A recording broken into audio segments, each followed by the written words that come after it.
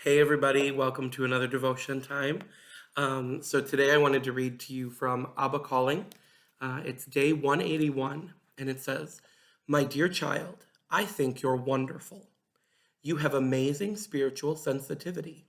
You really do. When will you trust your own ability to hear me? Why do you look for fire, thunder, and a strange voice resonating from the beyond? Why do you depend upon other listeners? Trust me to guide your heart. What do you think I might be saying in those moments when you listen for my voice? When you seek my counsel, choose to heed the words and receive the impressions I give you. Stop attributing them to your own imagination. Why are you surprised that my thoughts feel like your own? They are. I gave them to you. When you ask for a good gift, even if the gift you seek is a word from me, believe in my integrity. Write down what comes to your mind as you wait before me. Write the vision and make it as plain as possible. I will confirm all I have said in the hours to follow. Why don't I speak louder, you ask? Shouting in the house is just not a habit of mine. Please allow me to be myself with you. Let me be natural. Shouldn't the Lord of the supernatural be the most natural of all? Helpfully, Dad.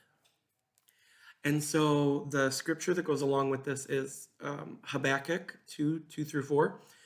If you're watching this and you get offended at that, I'm sorry. It could be Habakkuk, 5 years at Concordia, 7 years in Lutheran school, and 6 years in Catholic school. Nobody has confirmed either way. But it's 2 through 4. And that reads, "The Lord answered me, write down this vision. Clearly inscribe it on tablets so one may easily read it. For the vision is yet for the appointed time. It testifies about the end and will not lie.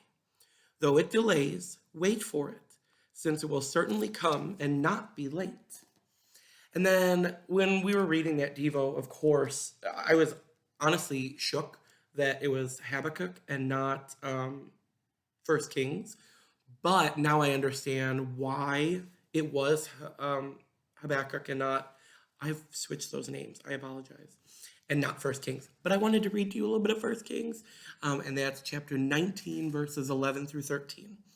And this is when Elijah is running from Jezebel, and it says, "And he said, 'Go out and stand on the mount before the Lord.'" The Lord said that.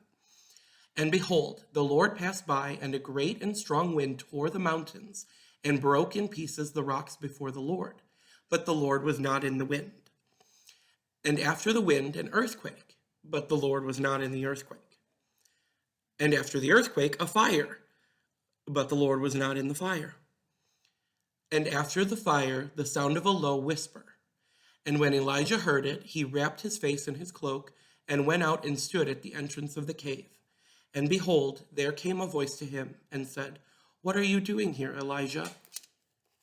Had to throw that one in. That's one of my favorite stories, favorite clips to read. And I have a great devotion on that, following a Dr. Seuss story. So maybe one day we'll get to that. Let me know what you think. Have a great weekend and a great week, and I'll see you guys on Tuesday.